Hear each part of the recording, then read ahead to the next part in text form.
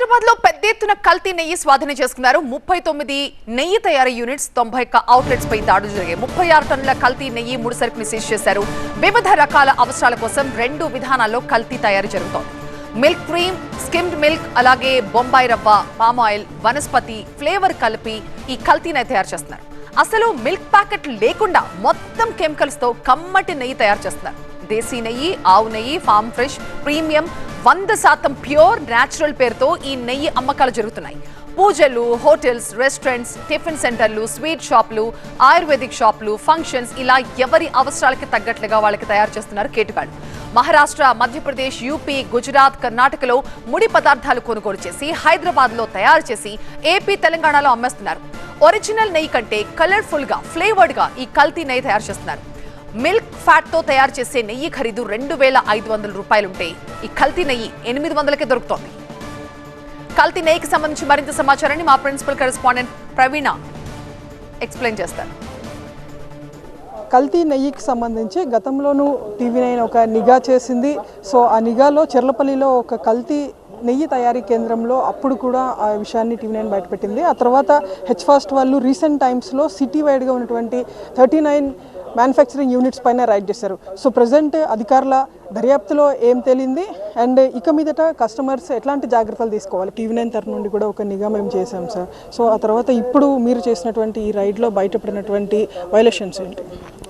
So మన హెచ్ఫాస్ట్ team, Hyderabad city police food adulteration team రీసెంట్గా కొన్ని డేస్ నుంచి ఇది multiple manufacturing and retail outlet పైన రేడ్ చేయడం జరిగింది. ఇది మొత్తం నగరం వ్యాప్తంగా ఇది ఆపరేషన్ జరిగింది. ఈ ఆపరేషన్లో మొత్తం 25 tons of adulterated ghee items, తర్వాత 8 టన్ ఆఫ్ రా మటీరియల్, టోటల్ అదర్ మటీరియల్స్ కలిపి మొత్తం 36 టన్స్ ఆఫ్ మటీరియల్ సీజ్ చేయడం జరిగింది. సో దీంట్లో ఆల్మోస్ట్ 39 మ్యానుఫ్యాక్చరింగ్ యూనిట్స్ ఉన్నాయి. ఈసారి మేము చాలా సైంటిఫిక్గా టెస్ట్ కూడా కండక్ట్ చేయడం జరిగింది. ఈ ప్రతి మ్యానుఫ్యాక్చరింగ్ యూనిట్ నుంచి శాంపుల్ కలెక్ట్ చేయడం జరిగింది, అది ల్యాబ్లో పంపించేయడం జరిగింది. ఇంతకుముందు మన ఈ ఘీ చెక్ చేయడానికి 2 టెస్ట్ ఉన్నాయి, ఒకటి క్విక్ టెస్ట్ and ఒకటి అడ్వాన్స్ టెస్ట్.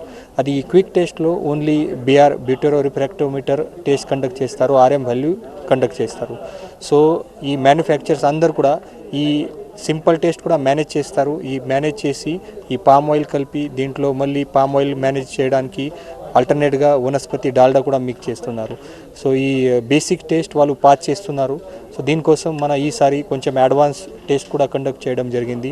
ఈ అడ్వాన్స్ టెస్ట్లో ఒకటి ఇంపార్టెంట్ పారామీటర్ అంటే బీటా సైటోస్టెరాల్. ఈ పారామీటర్ చెక్ చేస్తే కంపల్సరీ ఈ palm oil mix or any plant oil mix చేస్తే అది డిటెక్ట్ అయితే.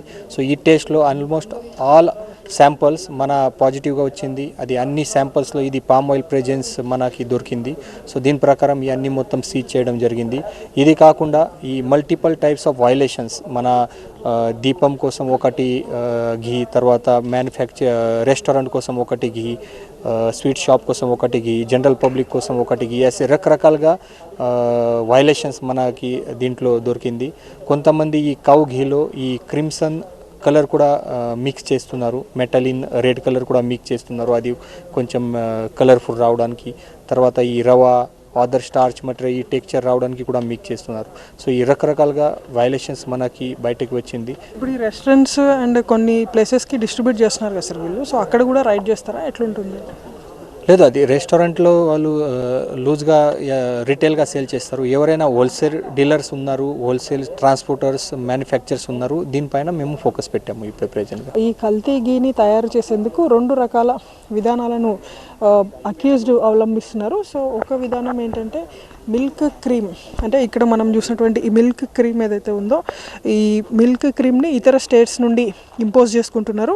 సో ఈ మిల్క్ క్రీమ్లో అటు పామ్ ఆయిల్తో పాటు డాల్డాని మిక్స్ చేసిన తర్వాత ఈ తరహాలో నెయ్యి తయారవుతుంది. సో ఈ ప్యాకెట్స్ని మనం చాలా షాప్స్లలో కూడా చూస్తుంటాము.